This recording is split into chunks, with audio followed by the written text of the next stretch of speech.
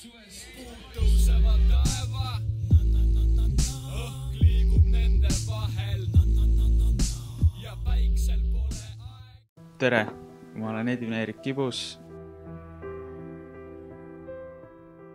Tai-boksiga ma tegelen juba 9. aastat. Kui ma läksin trenni, siis mul oligi kohe eesmärk, ma teadsin, et ma tahan profisportlasena ringis võistelda.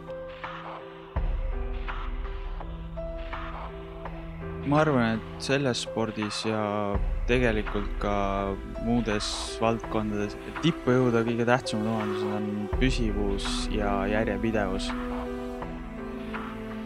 Vahest tuleb mul ka ette niisugust motivatsioonikriisi või puudust niimoodi, aga siis tulebki korraks minu puhul aeg maha võtta, tegeleda muude asjadega.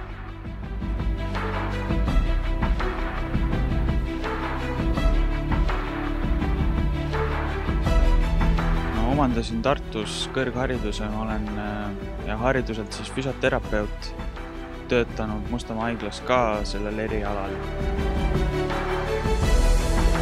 Mul on õnneks vedanud perega ja naisega ka, et kõik on väga toetavad ja võimalikult palju käivad üritusi vaatamas.